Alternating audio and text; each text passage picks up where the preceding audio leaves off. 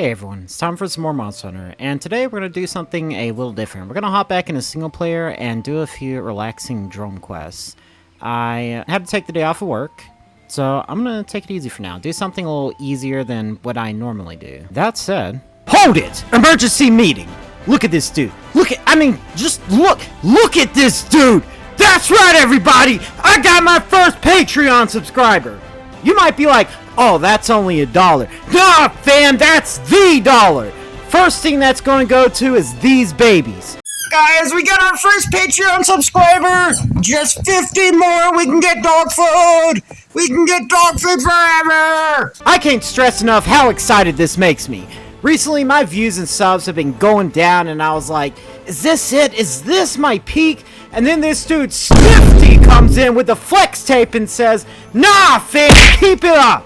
Thank you so much, Snifty, you absolute mad lad. Straight up to the wall, mad lads. You go, my dude. I'm going to create a Patreon chat tonight, and you get to recommend any, non-adults only, game for me to play, and I will absolutely do a video on it at the end of the series.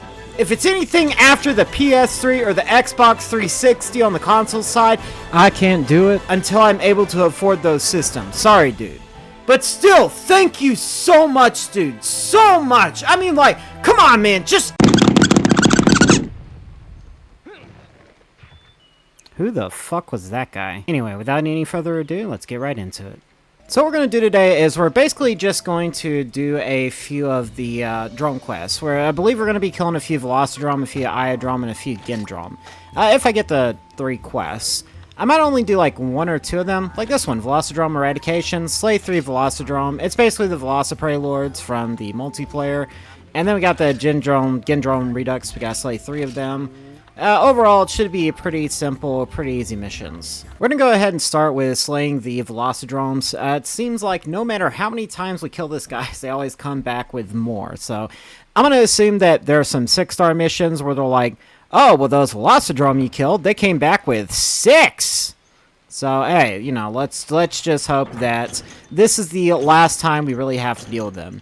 While I'm at it, I just wanted to throw in there that I am so grateful for the fact that I am actually entertaining enough to at least one person to where they're willing to give me money. Even if it is only $1, that $1 is going to be the start of something special. This is the start of an entire career, an entire legacy, an entire saga. And yeah, I'm kind of hyping it up on purpose, but even so, I am now getting paid to play video games for people on the internet. And that's not even like a flex. That's not like, you know, oh, haha, you know, I'm so fun and entertaining. This is like, I didn't even think this is something that'll be possible for me. It's kind of a dream I had a long time ago, like as an actual child. I mean, like 10, 15 years ago. And just being able to have that happen right here, right now, it is completely wild to me. This is just me trying to express gratitude as much as I can. I'm not trying to be like, you know, oh, donate to my Patreon, donate to my Patreon. It's just, I'm trying to express how grateful I am the best way I can. I got a little of that spectrum in me, so sometimes I struggle with forming words right, especially when I'm distracted, like with a game or something. I really just want to express how grateful I am that I'm even gotten this far, being able to play Monster Hunter for you guys and just start turning this into a lifestyle or a living or whatever else. With all that said, though, I was thinking about fighting Rathalos, but since I have this Rathalos Sword and Shield, I probably won't worry about it right now. I was kind of hoping to, because I just need one more Flame Sack so I can upgrade this thing. I want to try to get to the Blazing Falchion. I thought about getting the Corona, but maybe I'll try that in Monster Hunter G. In this game, it's just way too much trouble, because it requires Elder Dragon parts. So that will be one of the very last things you get. I actually think it requires a Kirin horn to get a Corona. Although, another reason why I am doing these quests is because I want to get either Gendrome or Iodrome armor for multiplayer, or at least the next rank or 2. And I also am upgrading one of my spears, the Knight Spear, up into the Babel Spear for the later game. Also, I really wanted to play Sword and Shield, and it's difficult finding enemies that you can just fight and have fun with the Sword and Shield besides the drones. Everything else, they seem to bounce a lot. even if they're like upgraded really well. Of course, this these Velociprey really want me to fight them, so I'll go ahead and do that. I will try to take them on and get them out the way, because they are getting on my nerves a little bit. See, even against the Velocidrome, I'm still bouncing, just losing 1 level of sharpness. But on the flip side, it's not like I had a lot of sharpness on this to begin with, because it is a sword and shield. I just wish there was a sword and shield that had really good sharpness, and I didn't have to worry about bouncing all the time. Of course, the downside with a quest like this is, even though you get a lot of big monsters to fight, the small enemies can really get in the way of you carving, and overall, you just gotta try to deal with them without dying. I am actually gonna die to Velociprey. Oh my god, dude, please. Alright, and there's your 3rd Velocidrome. Just gotta take care of this guy, and then the quest will be complete. Yeah, and that's what I was saying. So, as soon as the Velocidrome spawn, some more Velociprey spawn. And until the Velocidrome dies, the Velociprey will not stop spawning. I think even if it does die, they'll still infinitely respawn until I, like, leave the area. Something that doesn't help is I got a new controller, actually. Something I didn't notice is apparently I have 96 Velociprey fangs. So I am going to probably sell about 2/3 of them, because 96 is a bit overkill. Alright, the next thing we're going to do is the Gendrome Redux. I don't know if I want to try to carve this guy, but it's either that or the Genprey pack. Actually, I'll do the Genprey pack. Yeah. I'll worry about the Gendrome in another episode, another time, but since this is just a chill, relaxed episode, I'm going to do the Genprey pack and just kind of take it easy. Of course, I don't think the Genprey should be in the big desert areas, but I'll know for sure if I go to the box and there's some cool drinks, or at least to check there. So I do see some cool drinks here. I'm going to check those areas if I go around the back end and there's no more Genprey, but I'm pretty certain I can stay out of the big desert areas, and I should be fine. I shouldn't need to worry about, you know, having my health degenerating from the sun. Well, I meant to say my health depleting from the sun. I don't know if degenerating is the right word for that. So I didn't really take into consideration how strong this sword is, really. I know the Genprey are a bit tankier than the Velociprey, but I think I can kill them in just 3 hits. I believe one of those hits does have to be a leap attack, so yeah, that's 4 hits right there. So with them being tankier than the Velociprey, obviously they are a little harder to kill, but even so, it's very fun having the sword and shield and just being able to cut guys apart. And of course, you know, being able to hit your enemies too, that helps. I always think it's funny that when the Genprey spawn, they like to just hide in this bush over here and act like they're sneaky. I can see you, buddy.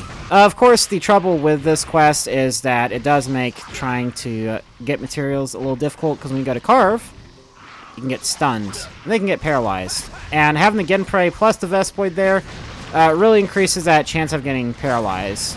And also doesn't help the Vespoid infinitely respawn. What I want to do is bait this Vespoid right over here and see if I can... Nope. Alright, so I really want to carve this Genprey, but I was trying to bait the Vespoid into getting close enough to where I could hit it. Because that's what happens if you wait too long. You won't be able to carve anything off. Alright, looks like we're only at about 6 out of 20. Now, I am a little concerned because I have already lost over half my health with so few of the quests done, or so little of the quests done.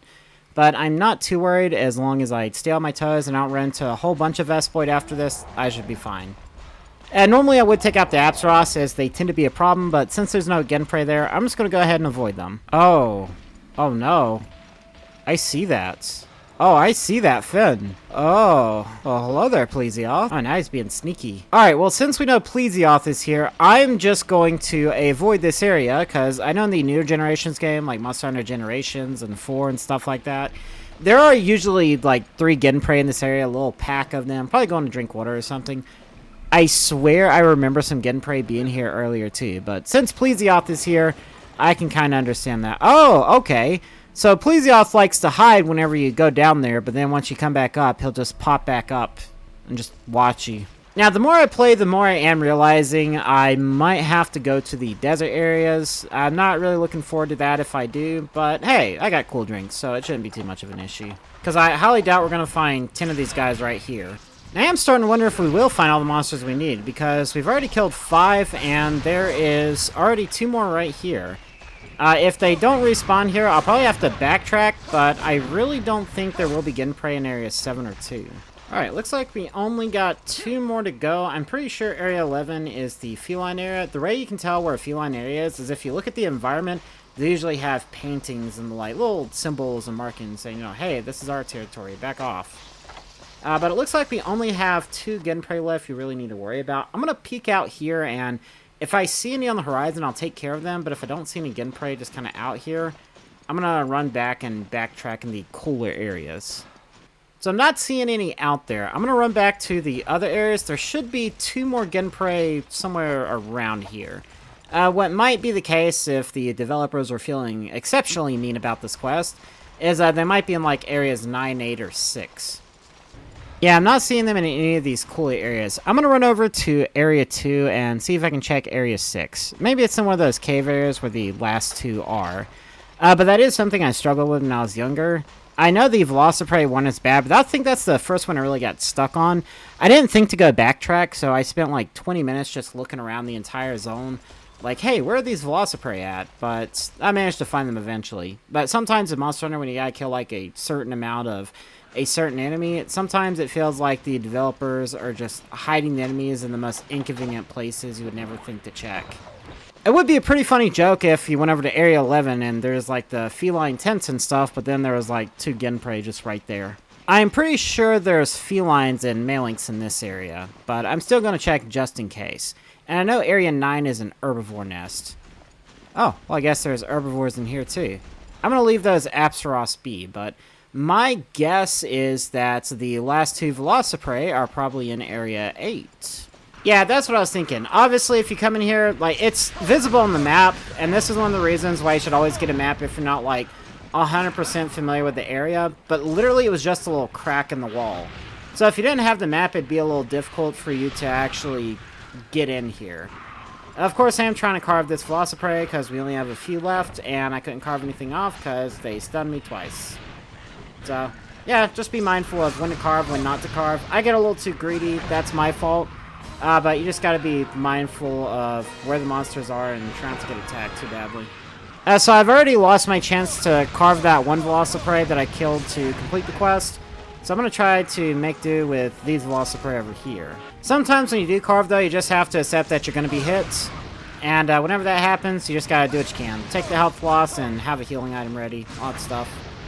I managed to just barely get out here right as the timer completed, but I just wanted to show you, like, this little crack in the wall, that's what led to the final few Velociprey. Oh, excuse me, not Velociprey, but Genprey. Alright, so I'm going to call it here for today. I just want to say again, thank you so much to everybody who supported me throughout the last couple of months. It means the world to me, knowing that someday I could potentially make a living off of this, feed my dogs, take care of myself, all by just entertaining you guys. And being able to bring this community together of people involved in Monster Hunter, who's all about working together, just pushing each other to try our best, and, you know, just an overall super wholesome, super amazing community. It really does mean more to me than words can describe. That said, if you like the video, make sure you leave a like on it, comment down below if you have any tips you'd like to share with me, and subscribe if you'd like to see more content like this. And if you'd like to play with me whenever I'm in my multiplayer missions, check out my Discord. And if you'd like to recommend other games for me to play outside of Monster Hunter, also check out my Patreon linked in the description below. Like Snifty! Oh my god, you freaking man!